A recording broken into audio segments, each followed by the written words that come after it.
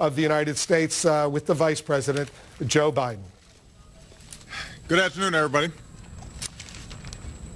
10 days ago, the world watched in horror as men, women, and children were massacred in Syria in the worst chemical weapons attack of the 21st century. Yesterday, the United States presented a powerful case that the Syrian government was responsible for this attack on its own people.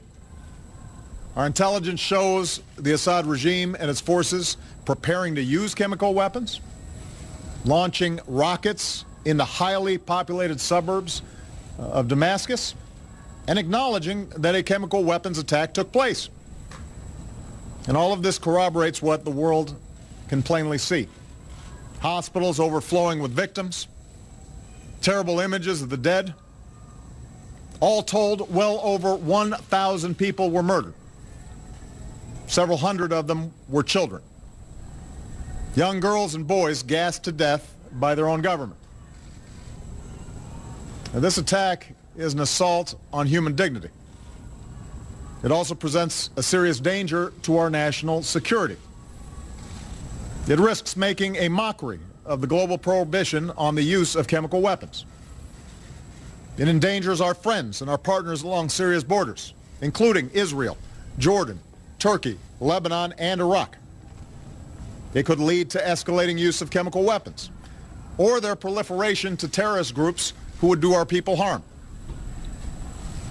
In a world with many dangers, this menace must be confronted. Now, after careful deliberation, I have decided that the United States should take military action against Syrian regime targets. This would not be an open-ended intervention. We would not put boots on the ground. Instead, our action would be designed to be limited in duration and scope. But I'm confident we can hold the Assad regime accountable for their use of chemical weapons, deter this kind of behavior, and degrade their capacity to carry it out. Our military has positioned assets in the region. The chairman of the Joint Chiefs has informed me that we are prepared to strike whenever we choose.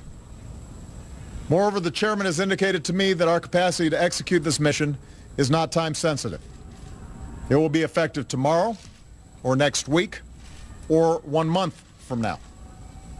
And I'm prepared to give that order.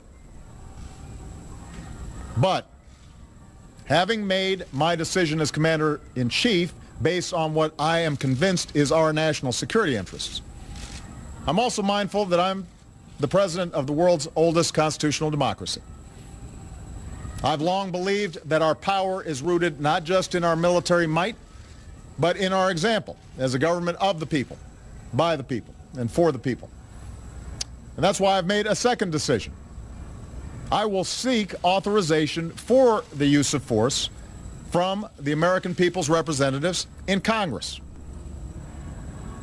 Over the last several days, we've heard from members of Congress who want their voices to be heard. I absolutely agree.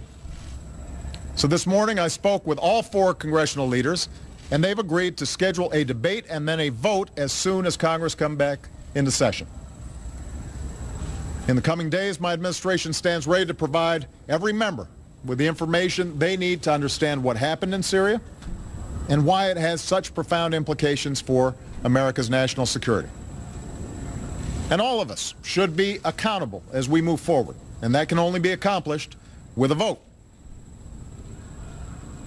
I'm confident in the case our government has made without waiting for UN inspectors. I'm comfortable going forward without the approval of a United Nations Security Council that so far has been completely paralyzed and unwilling to hold Assad accountable. As a consequence, many people have advised against taking this decision to Congress. And undoubtedly they were impacted by what we saw happen in the United Kingdom this week when the parliament of our closest ally failed to pass a resolution with a similar goal, even as the Prime Minister supported taking action. Yet while I believe I have the authority to carry out this military action without specific congressional authorization, I know that the country will be stronger if we take this course, and our actions will be even more effective. We should have this debate because the issues are too big for business as usual.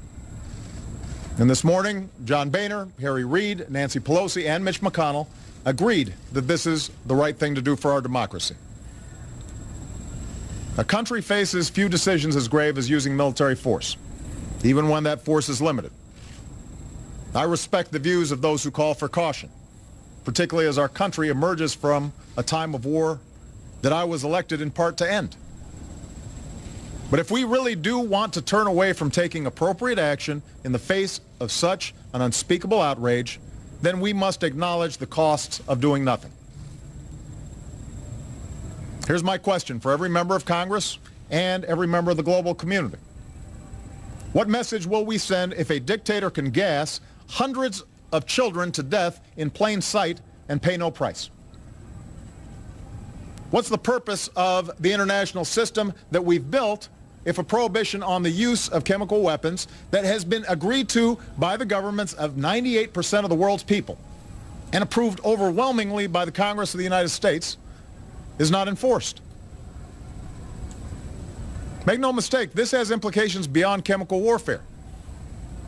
If we won't enforce accountability in the face of this heinous act, what does it say about our resolve to stand up to others who flout fundamental international rules? To governments who would choose to build nuclear arms? To terrorists who would spread biological weapons? To armies who carry out genocide? We cannot raise our children in a world where we will not follow through on the things we say, the accords we sign, the values that define us. So just as I will take this case to Congress, I will also deliver this message to the world. While the UN investigation has some time to report on its findings, we will insist that an atrocity committed with chemical weapons is not simply investigated, it must be confronted. I don't expect every nation to agree with the decision we have made.